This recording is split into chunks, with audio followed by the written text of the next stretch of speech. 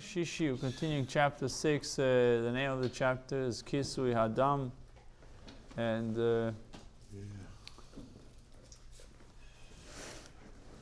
page Daled Amud Aleph 84a1. V'lifrikinu v'lekasinu, but let him redeem the slaughtered creature, so that it will become fit for consumption, and let him then cover its blood. So that's where we ended off yesterday. I'm just going to read note 1 to see where we were standing. It says, as explained above in 83b, note 8 objects that consecrated objects that are consecrated for temple upkeep may be redeemed by having their value given to hektish, and the object are thereby deconsecrated once they are redeemed. Once deconsecrated, they become permitted for benefit. Why does the Mishnah exclude creatures in this category from Kisuy Hadam? When even after the slaughter, one can render them fit for consumption by redeeming them. And if they are fit for consumption, if they are deconsecrated, now you're allowed to do Kisuy Hadam, because we learned that there's no Kisuy Hadam in Kodshim. Only Kisuy Hadam in Chullin. They said, why don't we deconsecrate them and then do Kisuy Hadam? Then cover their blood. So we'll see. The Gemara says, Ba'inan Amodo v'arocha, we require a consecrated creature to undergo the procedure of standing and assessing before it is redeemed. And slaughtered creature cannot stand. Since the creature cannot be redeemed and remains permanently prohibited for benefit, its slaughter is considered unfit, and it is thus excluded from covering the blood. So wouldn't that exclude birds also, right? Because birds can't stand that way, a behemoth can. Everything. Any kodshim. Yeah. Ucheman. But according to your explanation, with whom does the Mishnah accord? The explanation assumes that the Tana of our Mishnah holds two principles. Number one, the requirement of standing and assessing, Amod v'arocha,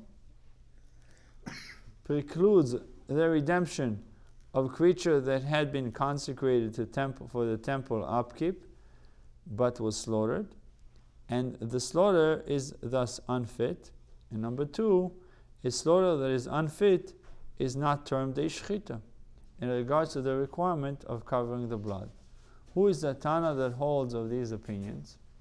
Meaning, if you killed an animal, or it was not shechted properly, or it was shechted and you found out that it's not kosher, it's not considered shchita, because we learned that shchita's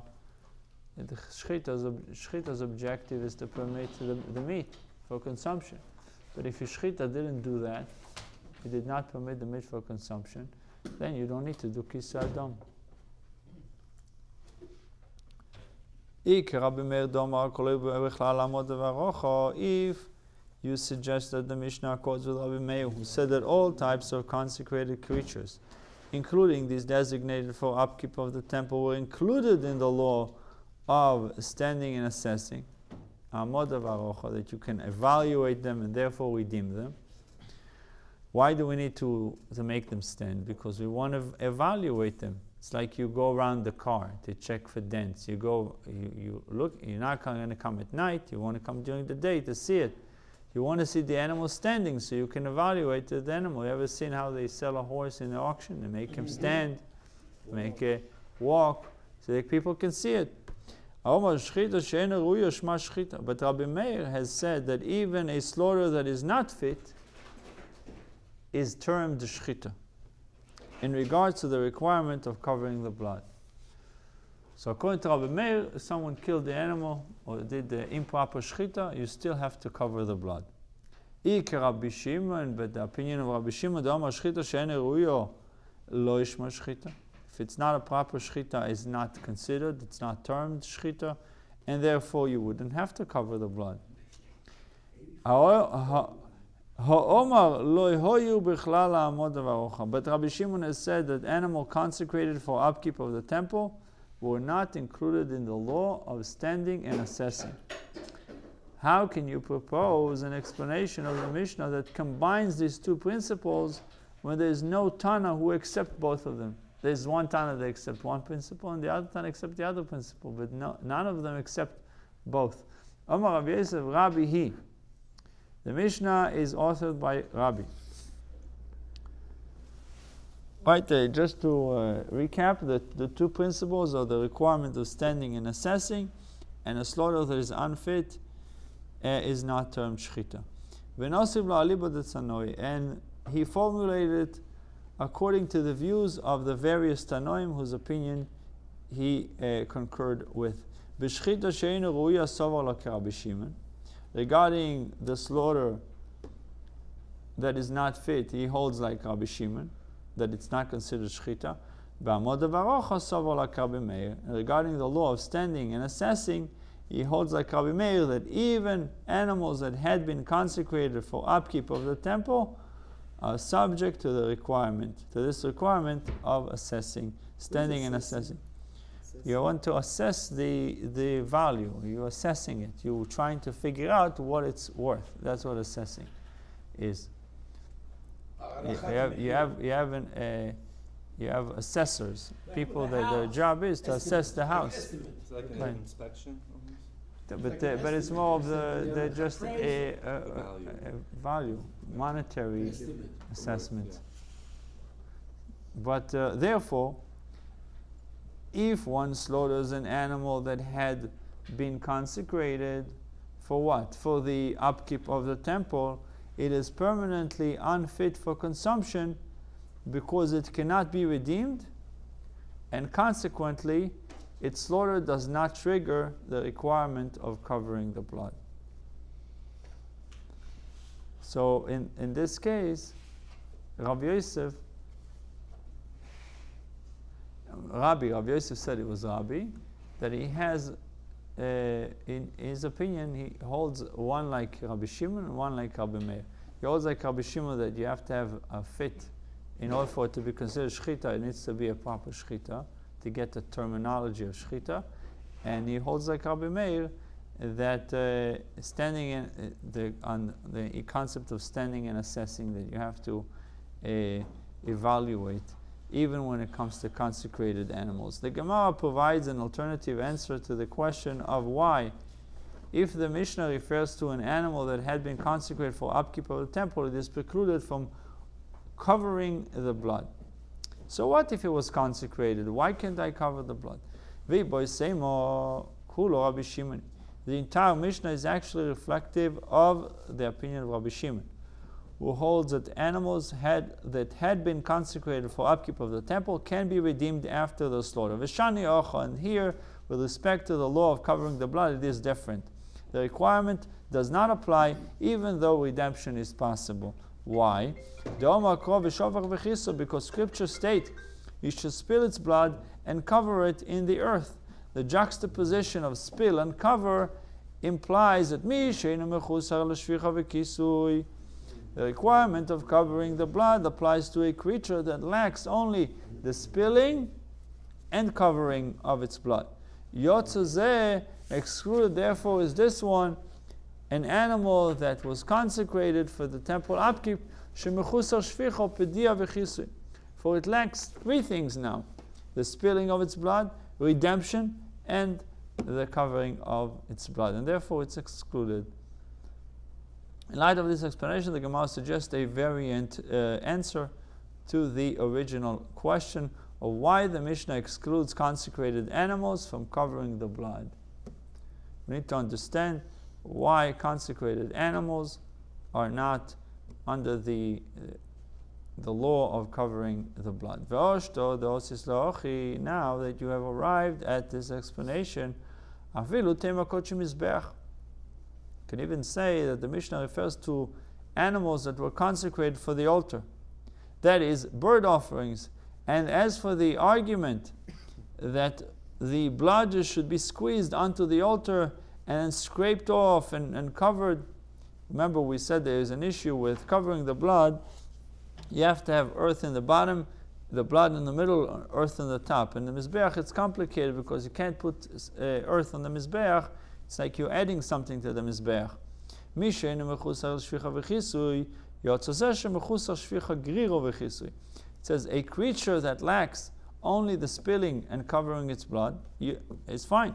But yotze ze excluded, therefore, is this one a bird offering, for it lacks the spilling, scraping, and covering its blood. Meaning it needs an extra step. If you have an extra step, it's therefore excluded. You don't have the step, it's only the two steps of shficha, the spilling, and kisui, and covering, then it's included.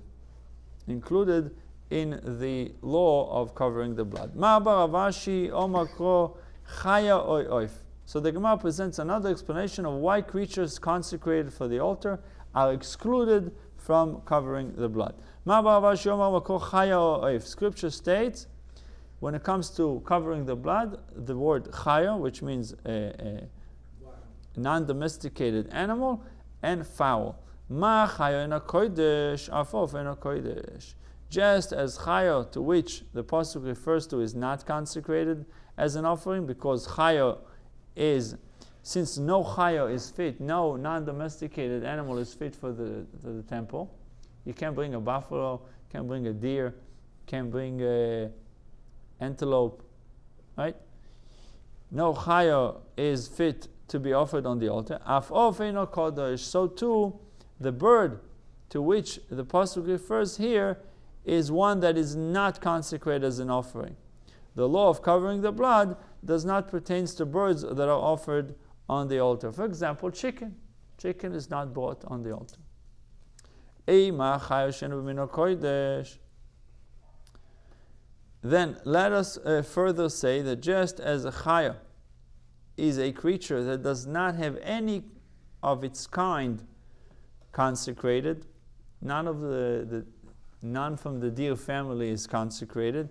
So too the bird to which the pasuk refers is one that does not have any of its kind consecrated.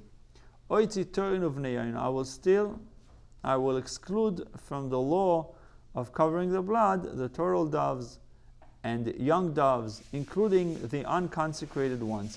Since there are some of their kind that are consecrated. When it comes to doves and turtle doves, pigeons, there are some of their kind that are consecrated. The Gemara Ma'abar Avashi responds, Loi, Kechayo, the correct line of reasoning that a bird is like a chayo in the following respect. Ma chayo lo chilakta bo, just as regarding a chayo, did not distinguish between the various species. He says chayo is a general term, for since no chaya is fit to be offered, all kinds of chayas are included in the requirement of covering the blood. Af oif lo yisachlok bo, so any type of chaya that you will shecht, you have to cover the blood. When it comes to oif, when it comes to a bird, you should not distinguish between the various species. All kinds of birds are included in the requirement of covering the blood. The specific birds that are actually consecrated, however, are excluded. But if you shecht a dove for your barbecue, you should cover its blood, since they are not analogous to chayas. Okay, so my question is, okay, we have the pigeons that we could keep in a cage, and then you got the pigeons that are flying around. Now, if you leave open the cage, some will fly in and some will fly out. You won't know which is the chaya, which is the... There's no such a thing as chaya with birds. Chaya is a term that is limited only to non-domesticated animals. Okay, wait, I just saw a chaya oaf here. Did I see? No such a thing. Oif, in the word oif is a category that includes all birds. And the word chaya is a category that includes all non-domesticated animal. So, according to this, if you scream at somebody, That's where I got confused. They're wild birds, same. of course, but he tells us what the Gemara is telling us, that when it comes to birds, if they are consecrated, consecrated means they're fit to be consecrated. They're pigeons and doves. That's what The difference between pigeons and doves, we learned that one is domesticated, one is not. But none of them gets the terminology of chaya. Okay. We're saying, so for our purposes, doves are domesticated and could be brought as a korban, but the pigeons are wild and could not be brought. No, pigeons also can be bought. Remember, we learned that sometimes you bring pigeons, sometimes you bring doves. Doves, so, yeah. So you have Doves, pigeons that are on the street, and you got pigeons you keep in your. The pigeons, the non-domesticated one is those that migrates, and they like the snowbirds. They fly back and forth. Right. But there's ones that are domesticated, meaning you can leave them in your house and they'll stay there. But the point is, what we're learning now is that when the Torah says oif, if it's consecrated, you don't have you don't have to cover the blood. But if it's not consecrated, you have to cover. The Mishnah teaches that the requirement of covering the blood applies to chayos and birds, implying that it does not apply to behemoths. This confirms with the plain meaning of the verse, Leviticus 17:13, which imposes the mitzvah on one who traps a prey, chaya or fowl. A discussion concerning this matter is cited. Yaakov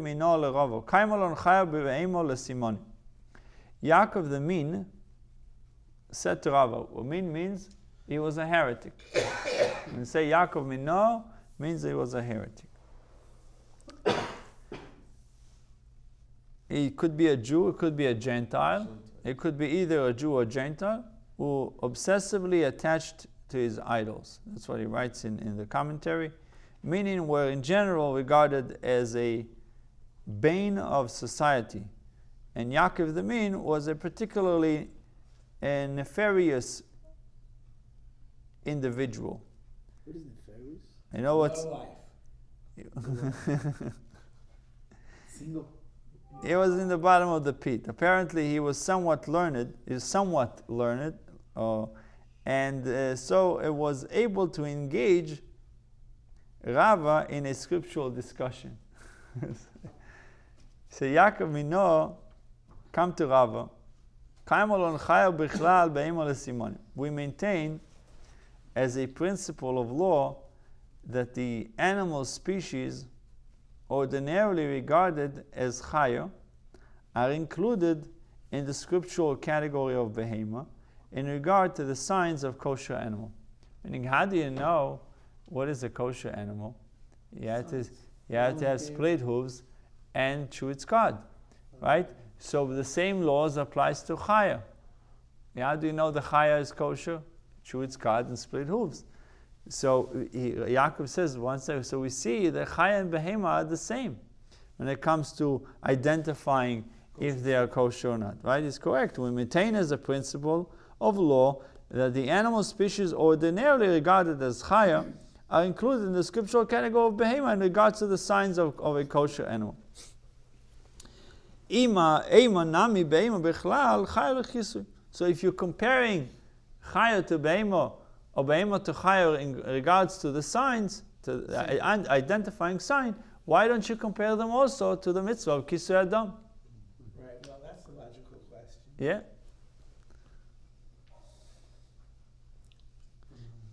In general, the minim always came with logical questions. Otherwise, they would be disregarded right away. So they had to start. Said every good lie has to start with some truth, right? Yeah. Amarle, he said to Yaakov, out of the way, attacked him. They didn't go for it. So you see the attack. Alecha Amar Kro, regarding you and your question, Scripture states, Al ha'oretz yishpechenu kamoim. It says, on the earth you should spill it blood of a behema like water. By comparing blood of a behema to water, the verse teaches, Ma ma'im loy boikisu, afainami loy boikisu. Just as water does not need covering, so too this one, the blood of a behema, does not need covering. But if you look at 17, it says, Deuteronomy 12:24, the passage Al Ha'oretz Yishpechenu Kamoi mentions that the slaughter of cattle and sheep, which are in the category of behemoths, and forbids consumption of the blood, stating that it may not be eaten, but should be spilled on the ground like water. So in other words, he's answering him, right? It says, Rabbi answering this heretic, Yaakov the heretic, he tells them, there's a pasuk that tells me clearly, right, we're comparing behemoths to chayos, chayos to behemoths when it comes to the identifying signs of kashrus. When it comes to spilling the blood, there's a clear pasuk that tells me I don't have to cover the blood. It says, Al ha'oretz yishpechenu kamayim. Don't eat the blood, you're not allowed to eat the blood. Rather, you should spill it like water. So just as water does not need covering, so too the blood of Behema does not need covering. So Yaakov retorts, Yaakov goes on in the discussion. Why Hashem give the merit to the heretic to be in the Gemara? Cited in the Gemara? Because we have to learn from it. Hashem wants us to learn from their questions. It says you should learn Torah. It was one of the reasons why you need to learn Torah. It says Dama shetoshiv la'apikoros. So you need to know what to answer the apikoros. And to know what to be able to respond to the heretic. There's a Masa that a man, the Epicurus went to the Rebbe Rashab, and he walked right up to the Rebbe Rashab and he said, I want to tell you something, Rabbi. He said, I don't believe in God. What do you say to that? The Rebbe Rashab said, smiled and said, the God that you don't believe in, I don't believe in either. Right. There was one time that one of those so-called Tzionim came to the Rebbe Rashab. The Rebbe Rashab said that if this guy, if I would create right now, I would create the splitting of the sea, Right. he would be standing there watching Kriyas Yamsuf, he would still not be believing. Right. He was such a hardcore clipper that he would bring the miracle of Kriyas Yamsuf in front of his eyes, he would still not be a believing person. It's nature. We say it's nature. Yes. Maybe he has to go to Randai Institute. What? The Randai. Rabbi, question. You mentioned before that chicken cannot come to the altar, Right. but yet we're using it as a kaparot for Yom Kippur. I mean, is it, that's holy, very holy. Why wouldn't come to the altar? So first of all, because the Torah told us to take Turim B'nei Yonah. The Torah used the word B'nei Yonah, so referring only to total doves and pigeons. And number two, it says that chickens, they steal.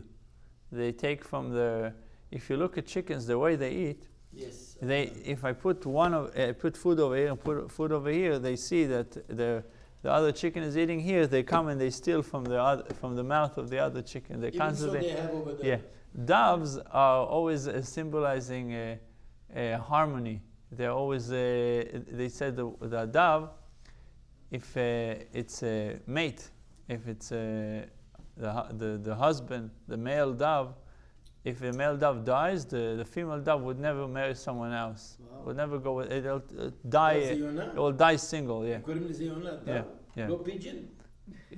There are two names. You can say pigeon, you can say dove. It's the same thing. So אותו דבר. Yeah. Okay. So with the female, she doesn't marry nobody else after the... Yeah. There's special characteristics to doves and no pigeons. Okay, yeah. The halal, and what it says, the Like Mishnah me, says like my the friend. woman is in 2 ways. You don't want to. Once. The woman is- Il dit des choses que... Chaparine. Alright. I almost did. I know. So let's continue. Elamata yatbilu. So Yaakov retorts. He says, but accordingly, Tomei people should be able to immerse in behema blood for the purpose of purification, just as they. If you are comparing blood to water, he tells Rava. So let's make a mikvah out of blood and tovel in it. It should be fine. You're saying that the same way that I don't need to cover water, I don't need to cover blood. So the same idea should be with blood. We should be able to tovel in blood. They should have told him that the Rosh Hapara already did that.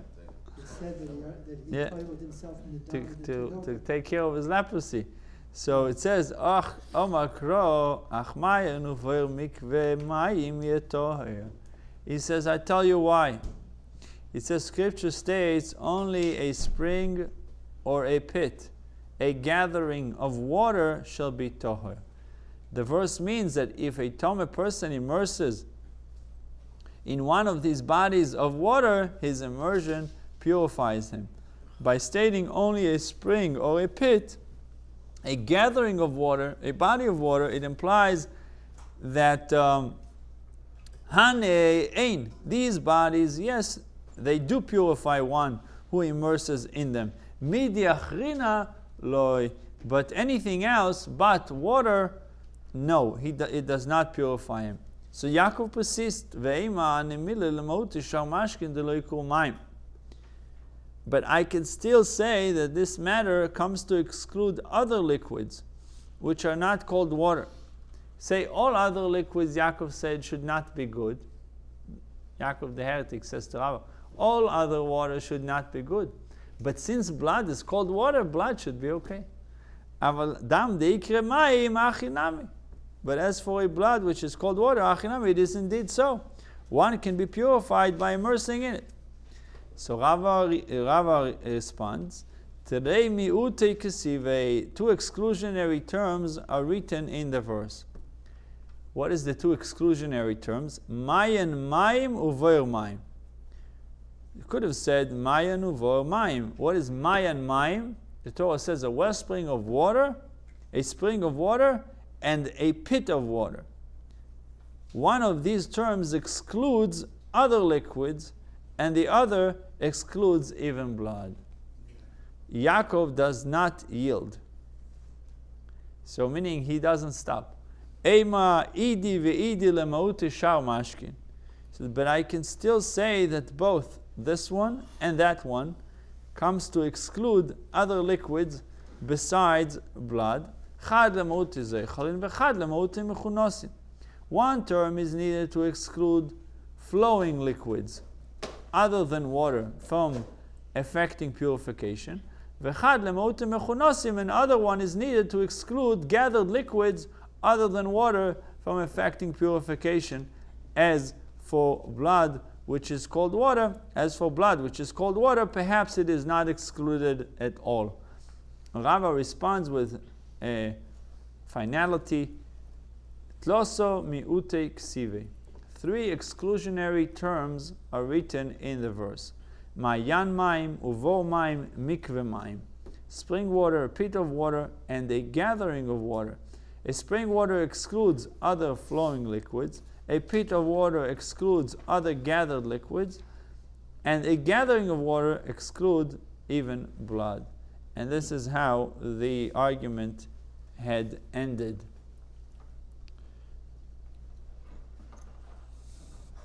It says in 24, since a spring flows and a pit is stationary, it's not movable, spring of water excludes other flowing liquids, whereas pit of water excludes other static liquids. The term gathering of water remains available to exclude blood, which one might have thought fit even after the exclusion of other liquids.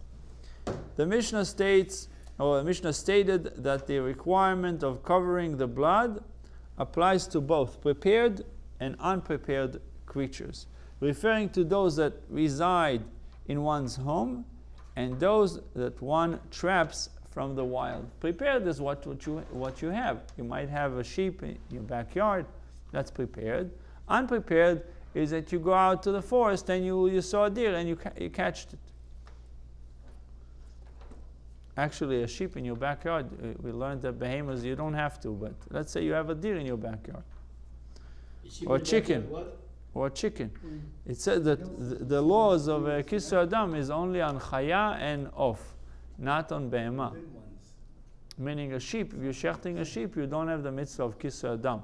Shechting a cow, you don't have the mitzvah of Kisuy Hadam. Only on deer, chaya, anything that is in the category of chaya, and anything that is in the category of off. And does it say why? Only haya, not.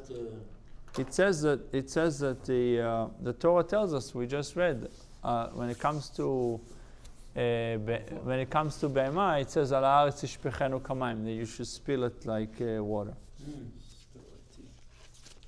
So the Gemara says, Tanu Rabbanon, Asher Yotzud, En li ela Asher Yotzud, Nitzoidin ve'omdim me'elen menayin. It says, if you trap an animal, applies to one who traps a creature from the wild, that he has to do Kisuy Hadam. Nitzoidin ve'omdim me'elen menayin. From where do we derive that it also applies to creatures that remain captive of their own accord? For example, kegoin avozin v'sarnegorim, such as geese and chickens. Talmud Lemar Tzayid Mikol Mokim, the Torah therefore states a prey, which implies that any form of prey is subject to this law. Imken. That's prey. Prey is that you catch it. Imken ma Talmud Lemar Asher Yotzud. If so, why does the Torah state who will trap? Lim the Torah derech eretz. The Torah teaches a proper behavior, namely, shelo yochal adam basar ela bazmon hazos, that one should not eat meat except after performing this type of preparation. That is, to avoid overspending that could lead to poverty. One should consume meat infrequently, as if he needed to trap an animal for this purpose each and every time. It says in 28, there's a note from the Chafetz Chaim, Rashi, if the Torah advises frugality, not to eat too much meat, to be cheap, so to speak. That's what it says. The Torah advises frugality even regarding the consumption of meat, which strengthens the body.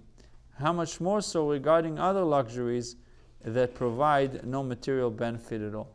Because meat provides benefit, gives you vitamin D or give you iron, whatever it is, it strengthens you. But still, the Torah says you have to treat it as if you have to go and hunt it, and only then eat it. And don't make it so readily available to you that you are constantly eating meat. All the laws of shechita and kashrut, in other words, makes it very, very difficult. In other words, you have to know what you're doing. That's what all these pesukim are. But now society became so easy. You can eat the tongue of the cow every day. I mean, it wasn't until probably like 50 or 60 years ago that Right, it was very different. stores. But before that, you had to have the chicken to do it. So people ate it maybe once a week, not every day, not every meal. But it applies to us also. But the Torah, the discussion goes on this. It says another writer derives a similar homiletic lesson from a different verse. Drush is homiletic. The Drush. Tanu Rabbanon. The rabbis taught in a Baisa, Ki achi ava lekechas gvulcha. The Torah said, when Hashem, your God, will broaden your boundary, or makes it broad, or makes it big, and you have abundance and plenty, and you say, and you would say, I would eat meat, for you have a desire to eat meat, you may slaughter from your cattle and from your flocks. Limda Torah derech eretz. In this verse, the Torah teaches proper behavior, namely, that one should not eat meat except to satisfy a desire. What does it mean? So it says in 30, that is, meat should not be eaten regularly. If you look at number 30, it says in the note 30, meat should not be eaten regularly, but only when one experiences a strong craving for it. Today, scientifically, we know that if you have a strong craving for something, it means that your body requires your body needs those vitamins that are in that food. And if you have a craving for apple, your body needs the apple. If you have a craving for meat, your body needs it, but don't eat it regularly. That's what we learn. The Torah teaches that one should not desire meat unless God has broadened his boundaries by granting him wealth. It says also that poor people should not be consuming meat. Unless you're a wealthy person, you have enough money, you can buy meat, then you should eat meat. I remember that pasuk. It's not listed here, but it says, that pasuk says, "Shelo yachol adam b'aseh ela b'shirot v'rechavat yadayim." You should only eat meat if you're rich and you can afford to do it. Right. Because it means like if a person that's an oni, maybe he won't know the laws of Yeah. shechita. It says clearly that only if God granted him wealth. You win the lottery, you can have meat. It might be thought that a person who desires meat should buy it at the market and eat it. The Torah therefore states, you may slaughter from your cattle and from your flocks, referring to one's own cattle and flocks. It might be thought that one who desires meat should slaughter his entire herd of cattle and eat it. His entire flock and eat it. The Torah says from your cattle, but not your entire cattle. From your flocks, and not your entire flock.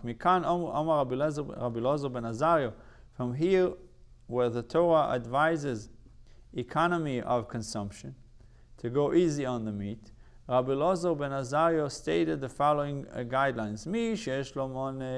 One who has a money, how much is a money? Equals to 100 zuz. If you have 100 zuz, Yikach lefasei litra yorok, should buy for his pot a litra of vegetables and not more expensive foods.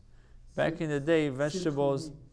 Back in the day, vegetables were less expensive than meat. Today, it's getting close already to. Asora money, one who has 10 money, meaning he has 1,000 zuz. Ikach lefasoi litra dogim, should buy for his pot a liter of fish. If he has 50 money, now if he has lots of money, one who has 50 money, we said each one is 100 zuz. So he has 50,000 zuz. Ikach lefasei litra bosor, should buy for his pot a litra of meat. Mea money, as for one who has 100 money, ishvetu lo kedera bechol yom, they may cook up for him a pot for him every day. He can have a pot, what's it called, a stew every day. Okay, Chullin every day, yeah. Still says every day, not. It says every day, Who's not gonna every chew meal. every day? You know what? Some people There's eat meat that every do it. meal. It's Oh, every It's meal. This is That's why every they look day. like children. They look like the Who children. eats children every day? They look like the children. From what I know, Bahurei Yeshiva and Yeshiva, they start eating children on Thursday night now. Yeah, they have chibora. That's Yeah, what- we had a guy Chabruta. that's come with that would come from Bnei Brak with a van, and he had in the back of his van a big Chullin pot, and he would sell it to you by the bowl. He would give the guys, he would sell a cake and he would sell the Chullin. No, in Elizabeth, they had a shirim on Thursday night. At the end of the shir, they would have a big chalk pot, and everybody would fresh. Yeah, that's what they do. Thursday night, they eat children there after they learn. It's preparation for Shabbos. It says a mitzvah to taste the food of Shabbos before Not on Shabbos. Thursday night. Maybe before Thursday Shabbos. night is already Friday. It's already considered the Erev Shabbat. Thursday So, afternoon is, Always Thursday find afternoon. excuse, huh? Always find excuse, I'm telling you. Can't win here. Thursday afternoon. There's a restaurant in Williamsburg, Gottlieb's, Yeah. very famous for their cholent. Okay, So Thursday afternoon, they have all the Hasidim lined up. sitting there eating the cholent. Thursday afternoon. Not healthy. No, it's Yeah. not. Oh my God. Then you're going to eat it on Saturday again. But you know what? Ve'inach emas. Wow. The Gemara says, and as for others, when should they eat the foods that Rabbi Elazar ben Azariah suggests? Shabbos le'erev Shabbos. So one Shabbos Eve to the next Shabbos Eve, that's the time you can eat meat. A comment concerning Rabbi Elazar ben Azariah's teaching is cited. We must be concerned for the words of the elder and subsist on modest fare. Abba, Rav, was from the family of robust people. They were very strong, and he was able to sustain himself on modest food. But as for people like us, the proper approach is that one who has even a pruta in his purse should proffer it to a storekeeper in exchange for proper nourishment. If one practices abstinence or being abstaining, he's abstaining, he may become ill, in which case his need for assistance will be even greater than if he spends his money on food. So buy healthy food and eat healthy, and if you have money in your pocket, spend it wisely on proper nourishment. Amar of Nachman, people like us are advised to borrow money if they have none of their own and use it to buy food and eat it, because otherwise they would need to borrow more in order to sustain themselves. When scripture states, let lambs be your clothing, it means your clothing should be produced from the shearings of lambs. And when it continues and flocks, the exchange of a field, it teaches that what does umechir soda atudim means? One should always seek to sell a field and buy flocks. But you should not sell your goats and sheep, your flocks, and buy a field. Do the other way around. Sell the field in order to buy goats. V'dei chalev ezim. When it states further, let the milk of goats be sufficient, it teaches it suffices for a person to derive sustenance from the milk of the kids and goats that are in his house. He should not slaughter his animal and eat them, but should keep them for income. When it states further, for your food, for the food of your household, it teaches your own food becomes before the food of your household, and life to your maidens. Omar Zutra Breder of Nachman, Zutra the son of Nachman said, Ten chaim narusecho. This means give life to your youth. Mikan lim Torah derech. From here the Torah teaches proper behavior, namely that a person should not accustom his son to meat and wine. Rather, he should teach his children to be satisfied with basics, and he will thereby give them life. That's what we see Rashi in the Meiri.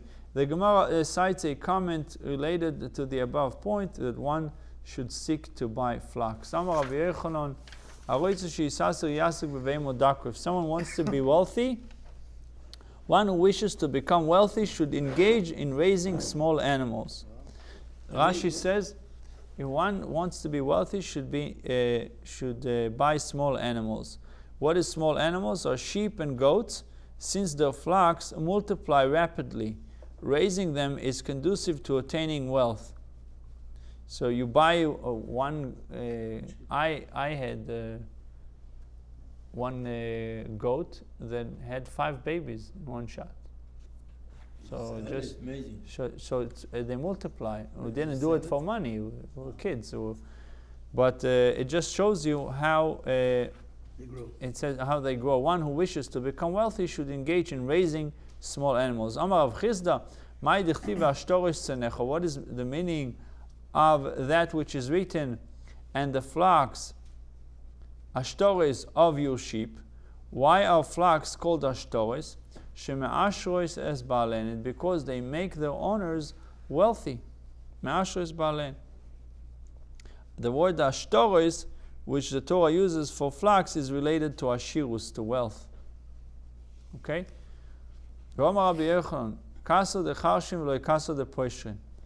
Let a person drink a cup prepared by sorcerers, but not a cup of lukewarm water. For the latter is even more dangerous than the former. Meaning it's more dangerous to drink lukewarm water than it's not completely warm, it's not cold, and it's not hot. It's right in the middle. Okay. That's what they use for baking a lot of the time. Rabbi Steinsaltz says that the reason for that is that Mayim Peshurim, this lukewarm water can have parasites in it.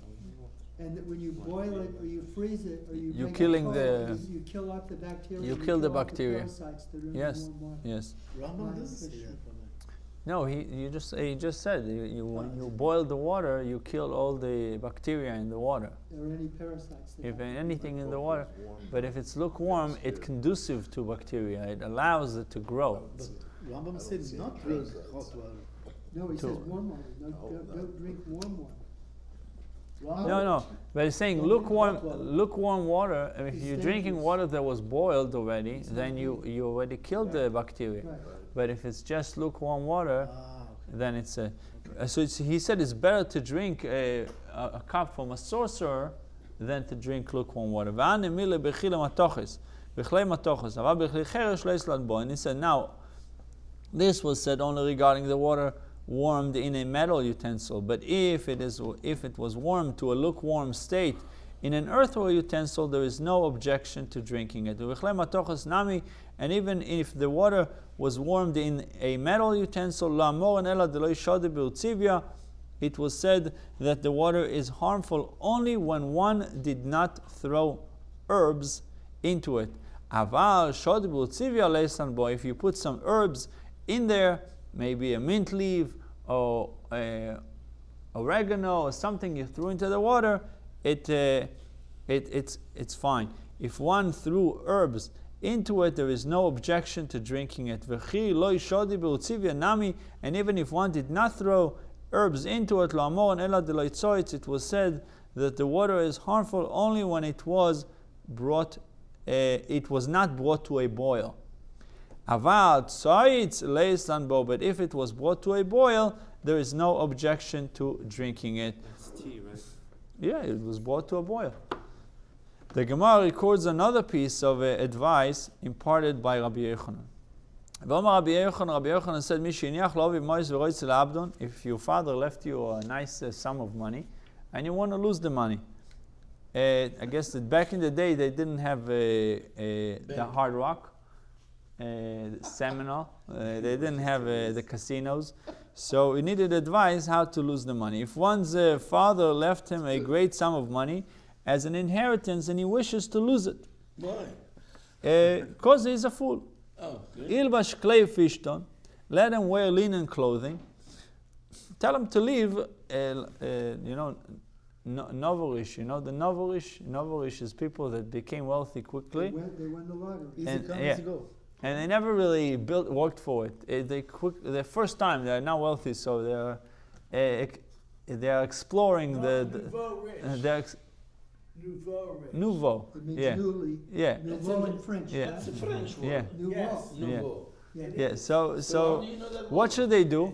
Ilbash klei pishton. Let them wear linen clothing, very expensive clothing. Let them go to Louis Vuitton and buy clothing of Louis Vuitton now.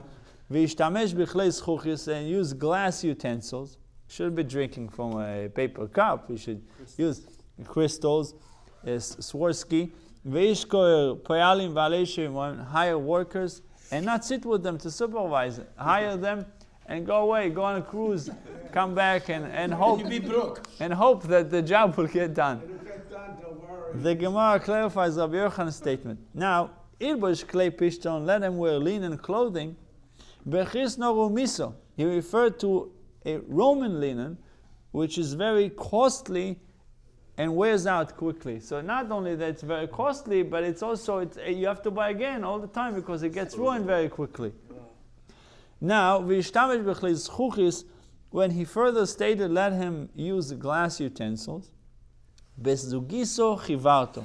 He referred specifically to white glass, which is exorbitantly expensive. It's very, very expensive, this white glass. V'iskoyer payalim v'alei shevimoin, let him hire workers and not sit with them to supervise. Besoirei, he referred to the hiring of oxen drivers. The nofish psidayu, where the potential loss is great if they are not supervised. Because the workers will wear down the oxen by driving them too hard, because they want to finish the job quickly, so they'll drive the oxen very hard, and will cause them to be injured by leading them through a forest and vineyard, and they will trip over roots, and they will be careless in the work of plowing, so that it will bring the owner no benefits. Therefore, you have to be on top of them. The Gemara cites another teaching related to the earlier discussion about restraint in spending, frugality. Rav Avira expounded a verse, Zimnin Omar le Mishmed Rabbi Ami, Zimnin Omar le Mishmed Rabbi Asi, sometimes saying it in the name of Rabbi Ami, and sometimes saying it in the name of Rabbi Asi. What is the meaning? What is the meaning of that which is written? Good is the man who is gracious and lends, who is giving loans to people, who conducts his affairs with justice. How does the one conduct his affairs with justice? It is as follows. A person should live below his means. A person should always eat and drink less than what is within his means. Just because you can afford the steak doesn't mean you need to have the steak. Just because you can afford more expensive clothing, it doesn't mean you should clothe and cover himself in accordance with his means. One should honor his wife and children beyond his means. They should wear better clothing than you, and they should look better than you, and your wife should be honored more. Because they are dependent upon him. And you are dependent, and he is dependent upon the one who commanded, and the world came into being. I guess it changes, because with food you eat first and then you eat family, and with clothing they get clothed first and then you. Right. In the merit of his exerting himself for the sake of his wife and children who depend upon him, he will be worthy of the bounty of God upon whom he depends. As the Gemara teaches, a person must always be careful with his wife's honor, because blessing is found in a person's house only on account of his wife, as stated in Bereshis, and Avram was treated well on her Sarah's account. The preceding accords with the first explanation cited in the previous note. According to the alternative explanation, the meaning is that since a person's wife and children are dependent on him, he may borrow for their sake with confidence that God will repay him. He's not doing it for himself, he's borrowing for them. Therefore, he should rely on God, that God will give him to pay back. I think it says in the Gemara that Beruria, who was Rabbi Meir's wife, he didn't give her the kosher bracha. In other words, after benching, to give her covet. It says she went down into the wine cellar and she broke 300 barrels of wine. Brewery. They had a great relationship. Rabbi, How many barrels? I think it was 300. A very smart 300 woman. barrels. Rabbi Meir, Why did she do that? Rabbi Meir one Because time. he was insulted because when he was making birchat hamazon, kosher belacha, to pass it around, he really should have given it to her first because she's the wife. In other words, and he didn't give it to her; he gave it to everybody. Halachically, you have to make To your kiddush wife, after the to your kiddush, wife to your first. wife Yeah. first. And right. she got so mad, she went down and she broke up all the wine barrels in the basement. I was just thinking of something. Such a big tzaddik did mistake like that? Yeah, But he it did says that this. Bruria, one time Rabbi Meir wanted to curse those who were harassing him. People were harassing him. So he decided one day that he will pray for their death, because they were disturbing him all the time, interrupting his learning, interrupting his praying. So his wife told him, the verse says, Itamu chataim min haaretz. Meaning, it doesn't say Itamu chot'im min haaretz. It doesn't say that there will be no more sinners on the earth. It says the sins will be no longer on the earth. So why don't you pray for them to do tshuva? So she said to her, you're right. And he did pray, and they did tshuva. So we see that Buria was very smart. Dorash Raveinu Apischa de Verish Galutza. Raveina gave the. I have to tell her all this now. Raveina gave the following discourse at the entrance of the house of Resh Galusa. Resh Galusa was the leader of the assembly. Asheichet lechoyle b'Shabbos. One who slaughters a chaya or a bird for the sake of a dangerously ill person on the Shabbos. Obviously, you're not allowed to shecht on Shabbos, but he's doing it for a dangerously ill person. So he's allowed to. Pikuach nefesh, chayav lechasis, is required to cover its blood. Even though it's Shabbos, is required to cover the blood. Omar le'urabo, Rabba said to them, Ishto makoma, he is saying something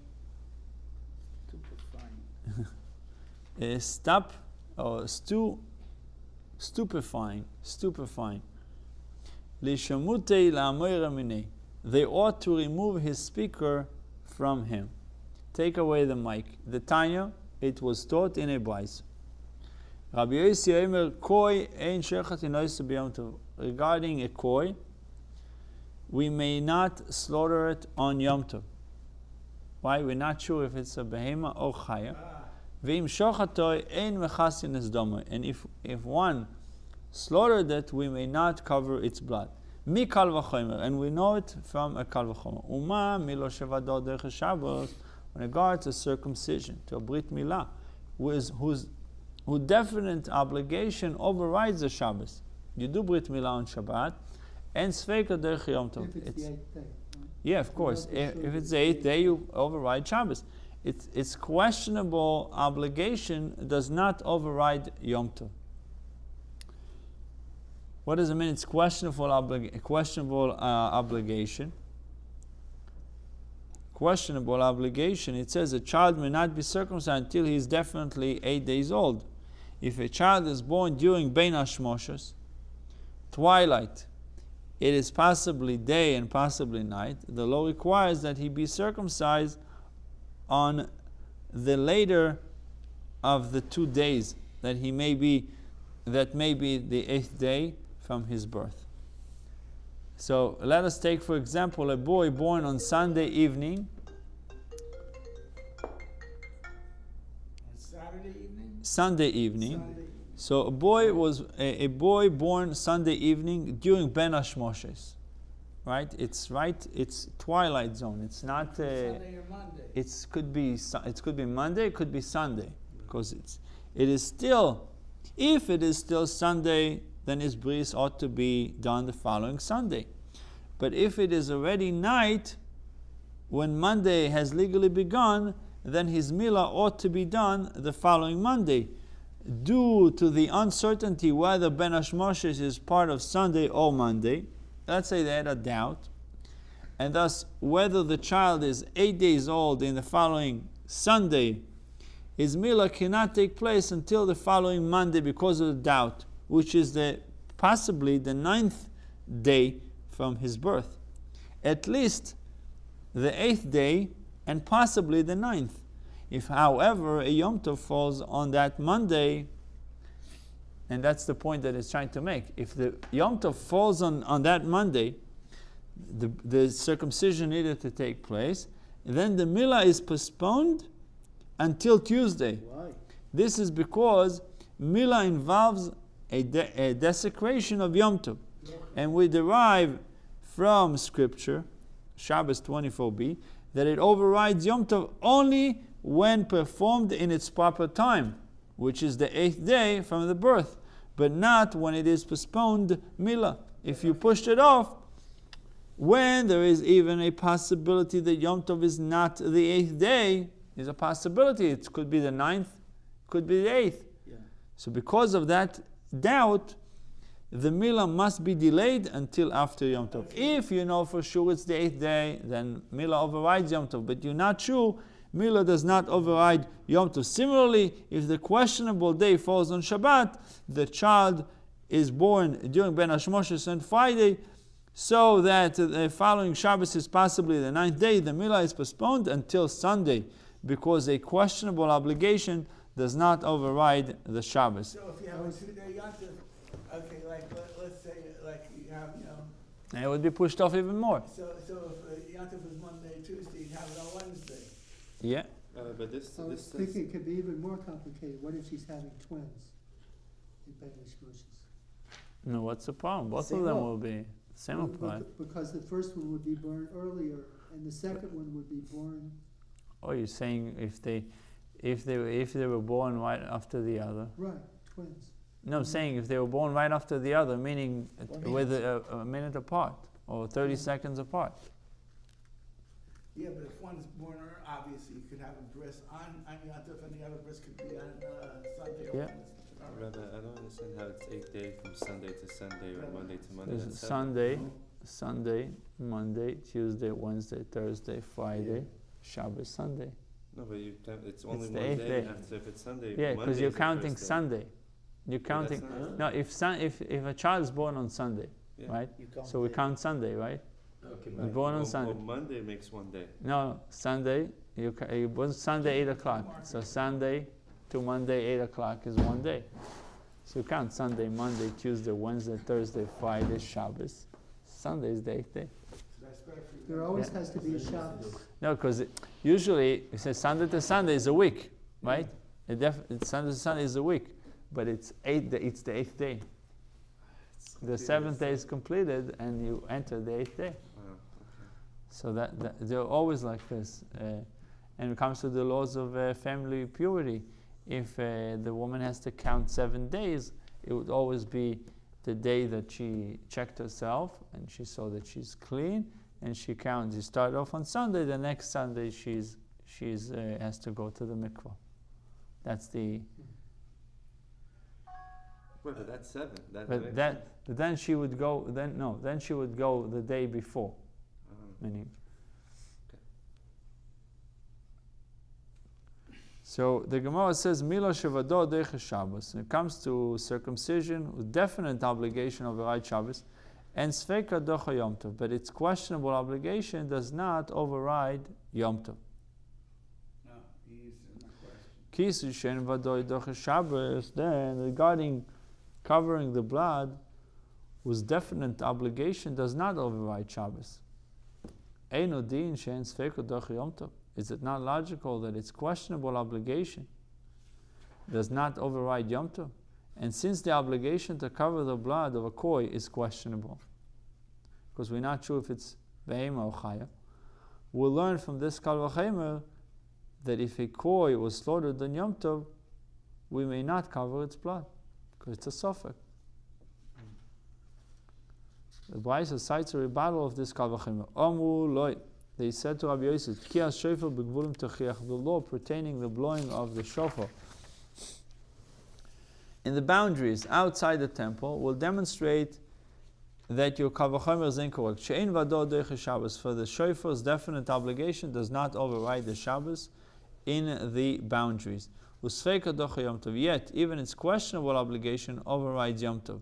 The boundaries as well as the temple, the same may hold true in regard to covering the blood. Although even its definite obligation does not override the Shabbos, even its questionable obligation may override Yom Tov. It may be permitted to cover the blood of a koi on Yom Tov. So we're bringing a proof from the blowing of the shofar. What happened with the blowing of the shofar? We know Tkiya shofar begvulim, the law pertaining to the blowing of the shofar in the boundaries. When we say the boundaries, it's referring to outside the temple. And there, the Mishnah in Rosh Hashanah teaches that when Rosh Hashanah fell on Shabbos, they used to blow the shofar in the temple, but not outside the temple, but not in the boundaries. Anywhere outside the temple, they didn't blow the shofar on Rosh Hashanah that fell on Shabbos. The Gemara there explains that the rabbis forbade the blowing outside the temple out of concern that a person seeking to learn shofar blowing might carry his shofar through a public domain and thereby desecrate the Shabbos. The shofar is blown in the boundaries on Yom Tov, Rosh Hashanah, when it falls on a weekday, but not when it falls on Shabbos. Okay? She'ein vadod derech Shabbos for the shofar is definite obligation. There is a Yom Teruah Yelochem, so there is a definite obligation, but it does not override the Shabbos in the boundaries. Comes to if you live in Yerushalayim, you're not in the temple, you live anywhere else, you don't blow the shofar on Shabbat. If it's Rosh Hashanah, you don't blow the shofar. Ein vadod derech Shabbos. The definite obligation does not override the Shabbos. Usfeika, but yet even its questionable obligation override Yom Tov in the boundaries as well as the temple. The same may hold true in regards to covering the blood. So it says in 24, the Gemara below explains this to mean, and when Rosh Hashanah falls on a weekday, the shofar blown even for the sake of those whose obligation to hear the shofar blessed is questionable. As taught in a Braisa, a tumtum. You know what tumtum is? Tumtum is someone. Indeterminate sex, you can't tell whether it's male or female. Right. It says he has both organs, but you don't know. You don't know what it is. Yeah, it's concealed. It's concealed. It's all covered. You don't know.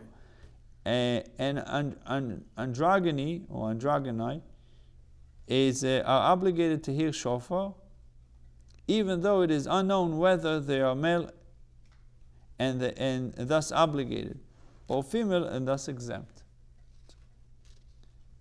A tumtum is one who was born with genitals covered by a thick membrane, whose gender is not unknown. Androgyni or hermaphrodite,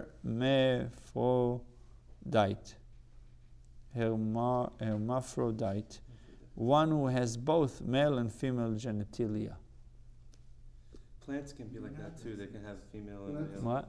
No, it's not in this. There is one animal that is born like this. Every animal is like this. The horse, marine horse.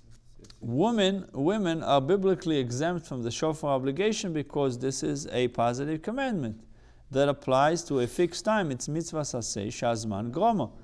Sounding a shofar on Yom Tov when there is no mitzvah is prohibited rabbinically because it is a skillful act that resembles labor. The Tana of Abaisa maintained that it is therefore forbidden to sound the shofar specifically for the sake of a woman. A conflicting opinion is cited below, but he considered it permitted for the sake of tumtum or androgyny. We see that the rabbis set aside the Yom Tov restriction for the sake of a possible mitzvah, whereas even the fulfillment of a definite shofar obligation is precluded by rabbinic decree on the Shabbos. Even the fulfillment of a possible shofar obligation overrides a rabbinic decree on Yom Tov. So, Heishiv Rabbi Elazar HaKapor Berebi Tishuv. Rabbi Elazar HaKapor Berebi presented another refutation of the Kal Vachomer. Ma lemilo shekein enu neges belel Yom Tovim. What comparison can be made to circumcision which does not apply on Yom Tov nights? When it comes to covering the blood, it does apply to Yom Tov nights. If you're shechtering at night, you need to cover the blood at night. That it is equal to circumcision in the regard that it cannot override Yom Tov. Surely this is not logical. Although a possible circumcision obligation does not override Yom Tov, a possible covering the blood obligation, such as koi, may in fact override Yom Tov. Omar Rabbi Abba ze'echad min advarim sh'omar b'rechia en li alem tshuva. Rabbi said this Rabbi Yosef's Kal Vachomer is one of the things regarding which Rabbi Chia said, I have no refutation for them. Ve'eshiv Rabbi Elazar HaKapor Beribi tshuva. Yet Rabbi Elazar HaKapor Beribi presented a refutation.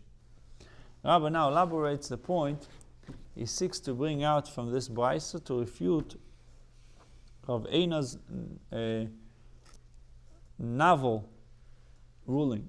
Ketoni mias Kisuy shein vado derech Shabbos. At any rate, the brisa state then regarding covering the blood whose definite obligation does not override the Shabbos. Mai vado dechisu derech Shabbos. What is the case of a definite obligation of covering the blood that does not override the Shabbos? Since it is forbidden to slaughter on Shabbos, how can there ever be an obligation to perform covering the blood that day? There's no such obligation. Is it not obvious that the brisa refers to when one slaughters a chaya or bird for the sake of a dangerously ill person? Yeah. It is not obvious. Is it not obvious that the brisa refers to one who slaughters a chaya or bird for the sake of a dangerously ill person on the Shabbos? And it teaches that the obligation of covering the blood does not override the Shabbos.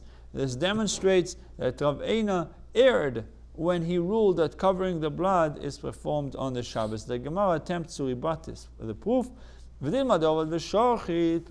the Bible refers to where one violated the Shabbos and illegally slaughtered a chaya or bird for the sake of a healthy person. But if one slaughtered permissibly on Shabbos for the sake of a dangerously ill person, covering the blood is also permitted. The Gemara says, Dumya demila, analogous to the case of circumcision. Ma mila berishus av Kisuy nami berishus. Just as regarding circumcision, it refers to an obligation that aroused permissibly. Obligation that aroused permissibly of Kisuy nami berishus. So too, regarding covering the blood, it refers to an obligation that arose permissibly. Clearly, then, the case is one in which the slaughter was permitted because it was done for the sake of a dangerously ill person. Since the Baita states that covering the blood is forbidden nonetheless, we learn that Rav Eina's permissive ruling regarding covering the blood is erroneous. The Gemara cites a portion of the preceding Baisa. Omulei, they said to Rabbi Yosef, the blowing of the shofar in the boundaries will demonstrate that your Kal Vachomer is incorrect. For the shofar's definite obligation does not override the Shabbos in the boundaries, yet even its questionable obligation overrides Yom Tov in the boundaries as well as the temple. The Gemara seeks a clarification. What is the shofar questionable obligation that overrides Yom Tov? If you say that the brisa refers to a day that is possibly a weekday and possibly Yom Tov, and it means that the questionable shofar obligation of that day override Yom Tov restrictions, I will respond, how can this prove anything regarding covering the blood? If the shofar obligation overrides even a definite Yom Tov, when the obligation is definite, Sofek Yom Tov, Sofek Chol Mebayer, can there be any question whether it overrides a day that is possibly Yom Tov and possibly a weekday when the obligation is questionable? That is, since the Torah decrees that the shofar be blown when it is definitely Rosh Hashanah, it is obvious that no Yom Tov restriction can stand in its way. Clearly then, it must be blown out of doubt on a day that is observed as Rosh Hashanah, out of doubt, despite the possible Yom Tov restrictions that apply that day. How can this be cited as proof that a questionable obligation of covering the blood overrides a definite Yom Tov day, where the restriction is definite and the obligation is questionable? Can you explain So it says in 39, he sums it up. He says, when a koi is slaughtered on a day that is known to be Yom Tov, the Kisuy Hadam obligation is questionable because it's a koi, but the Yom Tov is a restriction, right? But the Yom Tov restriction is definite. You have a doubt and a definite restriction, not to shecht on Yom Tov. This is not analogous to the blowing of the shofar. In other words, saying don't compare it to shofar, and possibly committing a violation on a day that is only possibly Yom Tov. And we'll continue this tomorrow. It's always 2.